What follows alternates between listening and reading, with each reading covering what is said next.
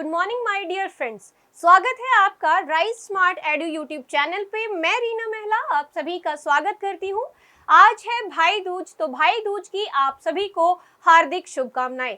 इस पावन अवसर पर हम अपनी क्लास बिल्कुल भी मिस नहीं करेंगे और आज के इस क्लास में हम डिस्कस करने वाले हैं 2022 ही नहीं 2023 के लिए भी एक इम्पॉर्टेंट टॉपिक है। मतलब जब ये अवार्ड, ठीक है, अवार्ड रहेगा आज की क्लास में। और अवार्ड कौन से? नोबेल प्राइज की बात कर रहे हैं, हम नोबेल अवार्ड्स की बात कर रहे हैं। आज की क्लास में हम डिस्कस करेंगे नोबेल अवार्ड्स के बारे में। और ये जो प्राइज जब भी मिलते हैं, जैसे अक्टूबर में ये अवार्ड्स दिए जाते हैं, अक्टूबर से लेके नेक्स्ट अक्टूबर तक, जब तक ये अवार्ड वापस से नहीं मिलते तब तक ये बार बार रिपीट होते रहते हैं। यानी हमारे एग्जाम्स के लिए ये बेहद इंपॉर्टेंट टॉपिक है। आने वाले कंप्लीट एक साल में जितने भी एग्जाम होंगे उसके लिए ये टॉपिक बेहद इंपॉर्टेंट है। तो आज के इस क्लास में हम कुछ इंपॉर्टेंट हिस्ट्री की शुरुआत कैसे हुई, नोबेल प्राइज की कब से शुरुआत हुई, उससे लेके भारत में कितने लोगों को नोबेल प्राइज मिला है, ये सारी चीजें आज की क्लास में डिस्कस करेंगे। और साथ ही 2022 के नोबेल प्राइज किस किस को मिला है उसके बारे में भी चर्चा करेंगे। पर उससे पहले मैं हूं रीना महिला। दोस्तों, मेरी एजुकेशन क्वालिफिकेशन की बात करते हैं। मैंने पोस्ट ग्रेजुएशन किया है कंप्यूटर एप्लीकेशन में। टीचिंग एक्सपीरियंस की बात करें तो 5 साल से ज्यादा का टीचिंग एक्सपीरियंस है। 10,000 से ज्यादा बच्चे मुझसे गाइडेंस ले चुके हैं और 500 से ज्यादा सिलेक्शन अंडर माई गाइडेंस हो चुकी है। तो याद रखिएगा कि यहाँ पे हम डिस्कस करेंगे आज की क्लास में नोबेल प्राइज के बारे में। तो सबसे पहला पॉइंट है कि नोबेल पुरस्कार दिया किसको जाता है। तो याद रखिएगा कि मानव कल्याण के लिए, ह्यूमन मैनकाइंड के लिए, अगर हम कह सकते हैं मैनकाइंड के लिए, मानव की सेवाओं के लिए अगर कोई स्पेशल इन्वेंशन की गई है, ठीक है, रिसर्चर के लिए, एक कोई भी अगर साइंटिस्ट है, रिसर्चर है, उसके लिए सर्वश्रेष्ठ पुरस्कार कौन सा होता है? नोबेल पुरस्कार होता है। याद रखिएगा, नोबेल पुरस्कार एक बेंचमार्क है किसी भी रिसर्चर के लिए, ठीक है। यानी कि अपने आप में कोई अलग है, कोई डिफरेंट, कोई यूनिक, अगर किसी ने कोई बेसिकली खोज की है, उस खोज के लिए बेसिकली नोबेल पुरस्कार दिया जाता है। सर्वश्रेष्ठ है ये, ठीक है, एक हाईएस्ट अवार्ड है नोबेल पुरस्कार। तो आइए जानते हैं नोबेल पुरस्कार कब शुरू हुआ और किस किस स्मृति में इसकी शुरुआत हुई थी, ठीक है। सबसे पहले नोबेल पुरस्कार की हम बात करते हैं। नोबेल पुरस्कार 2 संस्थाओं के द्वारा दिया जाता है। तो याद रखिएगा, स्वीडिश और नॉर्वेजियन इंस्टीट्यूशन के द्वारा नोबेल पुरस्कार दिया जाता है, ठीक है। स्वीडिश और नॉर्वेजियन इंस्टीट्यूशन के द्वारा हर साल बेसिकली ये अवार्ड दिया जाता है, इंटरनेशनल अवार्ड है। अक्टूबर माह में 2022 के अवार्ड मिल चुके हैं, जिनका डिस्कशन आज हम क्लास में करेंगे। तो याद रखिएगा कौन कौन सी संस्थाएं देती है। स्वीडिश और नॉर्वेजियन संस्थाएं यहाँ पे ये अवार्ड देती हैं। किनको देती हैं? जो लोग एकेडमिक्स में, कल्चरल या फिर साइंटिफिक एडवांसेस के लिए कोई स्पेशल खोज की है, कोई स्पेशल लिटरेचर की अगर हम बात करें, कोई रचना उनकी है, शांति के लिए किसी ने कोई एफर्ट किया है।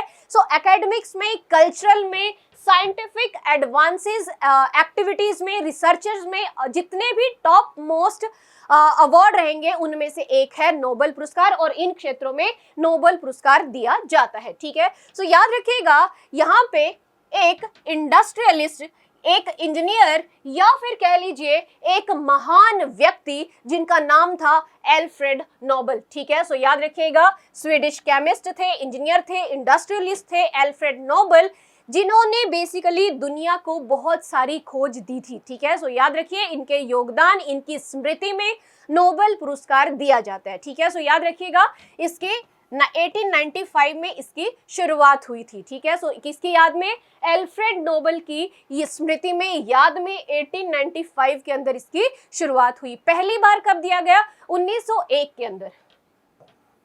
1901 के अंदर पहली बार नोबेल पुरस्कार दिया गया था। एक चीज याद रखना, इनिशियल लेवल पे केवल 5 फील्ड्स में ही नोबेल पुरस्कार दिया जाता था। अभी कितने फील्ड्स में अवार्ड दिया जाता है? याद रखिएगा, 6। इनिशियल लेवल पे 1901 में पहली बार नोबेल पुरस्कार दिए गए। किस किस क्षेत्र में? केमिस्ट्री में, लिटरेचर में, पीस में, फिजिक्स और मेडिसिन के क्षेत्र में नोबेल पुरस्कार दिया गया 1901 में पहली बार। उसके बाद फिर इकोनॉमिक्स कब ऐड हुआ, याद रखिएगा 1968 के अंदर, ठीक है।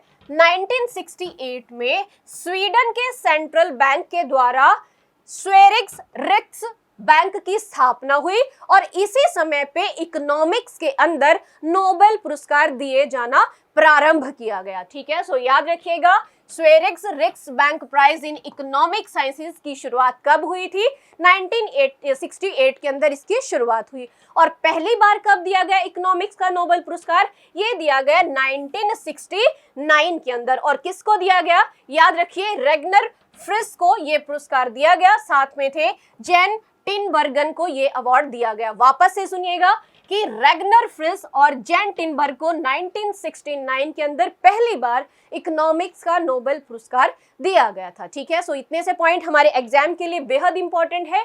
अब बारी है कि 2022 के अंदर किस किस को किस क्षेत्र में अवार्ड दिया गया है, एग्जाम के लिए बेहद इंपॉर्टेंट है।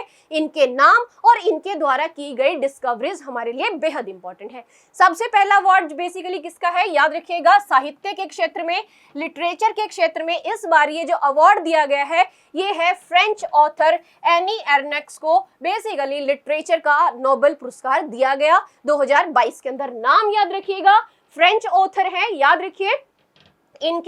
इनको किसके लिए अवार्ड दिया गया है, इनके साहस और नैदानिक तीक्ष्णता के लिए इन्हें ये अवार्ड दिया गया है।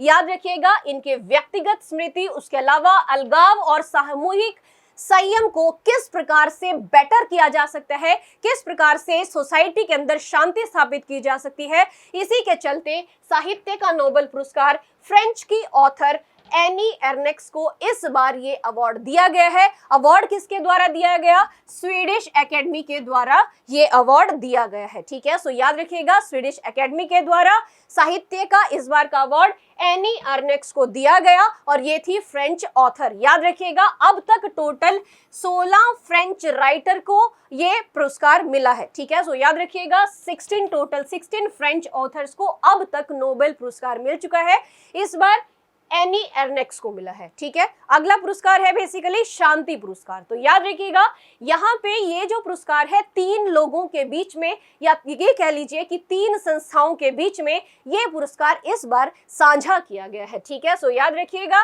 2022 का नोबेल पीस प्राइज किसको मिला है, एलेस बिएलत्स्की जो है बेलारूस के, उनको, और साथ में है Russian human right organisation Memorial, और तीसरी है Ukrainian human right organisation centre for civil liberties. इन तीनों को इस बार का शांति पुरस्कार दिया गया है। नोबेल शांति पुरस्कार किसको दिया गया है, याद रखिएगा एलेस बिएलत्स्की कहाँ के हैं, बेलारूस के हैं। उसके साथ में एक संस्था है Russian human right organisation Memorial, और तीसरी संस्था है यहाँ पे Ukrainian human right organisation centre for civil liberties, ठीक है। इन तीनों को इस बार का शांति पुरस्कार दिया गया है। अगले पुरस्कार की बात करते हैं, भौतिक विज्ञान में फिजिक्स के अंदर इस बार का पुरस्कार किसको दिया गया है। तो याद रखिएगा इस बार का जो पुरस्कार है Alain Aspect John F Clauser और एंटोन ज़ियलिंगर को ये अवार्ड दिया गया है। नाम थोड़े से डिफिकल्ट है,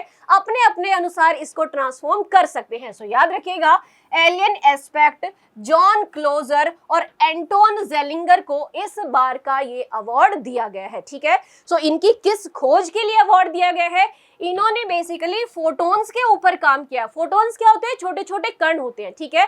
उसके अलावा इन्होंने किस पे काम किया है, क्वांटम इंफॉर्मेशन साइंस के ऊपर काम किया है। क्वांटम बेसिकली किस पे काम करेगा, क्वांटम का इस्तेमाल किया जाता है इंफॉर्मेशन कम्युनिकेशन के अंदर, ठीक है। सो आईटी सेक्टर में, कम्युनिकेशन के सेक्टर में इसका क्वांटम इंफॉर्मेशन साइंसेस का इस्तेमाल किया जाता है, जहां पे इस बार की जो खोज रही है वो फोटॉन्स के इर्द गिर्द, साथ में वायलेशन ऑफ बेल इनइक्वालिटीज और क्वांटम इंफॉर्मेशन साइंसेस के ऊपर इन तीनों साइंटिस्ट के योगदान के चलते, इनकी डिस्कवरीज के चलते इन्हें इस बार का फिजिक्स का नोबेल पुरस्कार दिया गया है, ठीक है। सो याद रखिएगा Alain Aspect, John F Clauser और एंटोन ज़ियलिंगर को अवार्ड दिया गया है नोबेल पुरस्कार फिजिक्स 2022, ठीक है।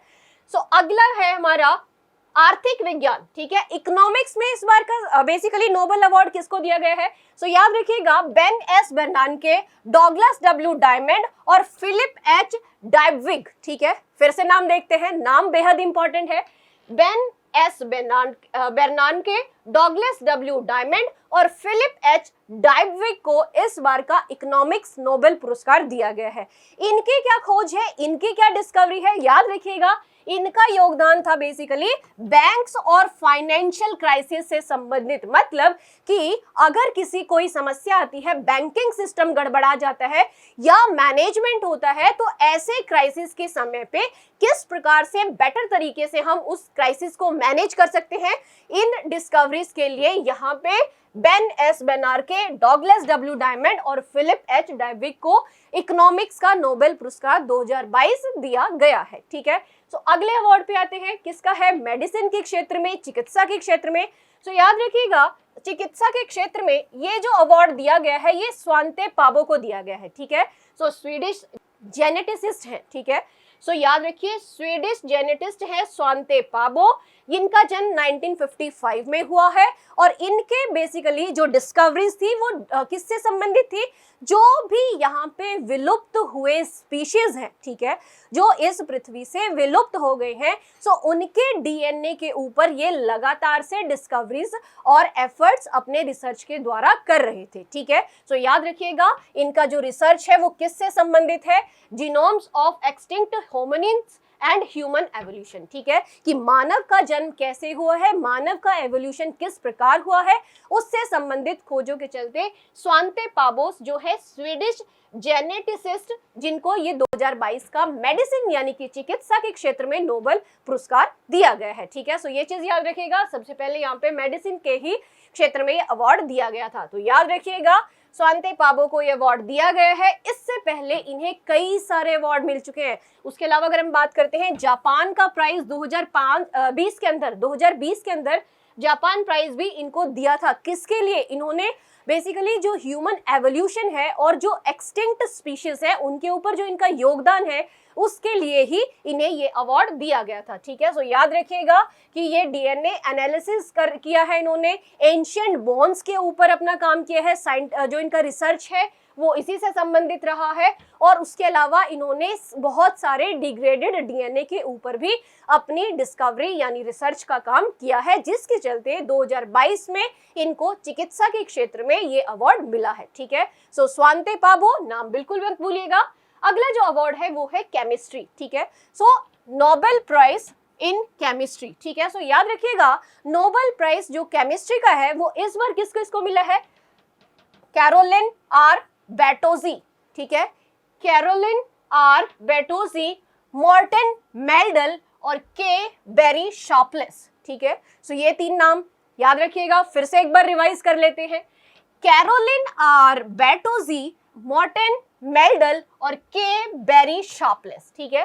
सो इन तीनों को केमिस्ट्री के क्षेत्र में ये अवार्ड यानी कि 2022 का अवार्ड दिया गया है। सो याद रखिएगा, इनकी जो डिस्कवरीज है केमिस्ट्री में किस क्षेत्र से, देखो डिटेल में नहीं जाना है। जब भी आप अवार्ड पढ़ो सीधा आप टू दी पॉइंट पढ़ो। क्यों? क्योंकि आपको इसके ऊपर डिटेल या कोई आंसर नहीं लिखना है।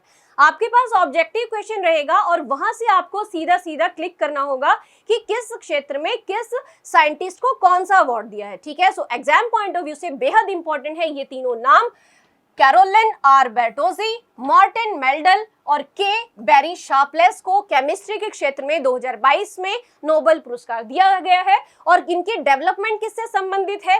क्लिक केमिस्ट्री और बायोर्थोगोनल केमिस्ट्री, ठीक है, बायोर्थोगोनल केमिस्ट्री है, ठीक है।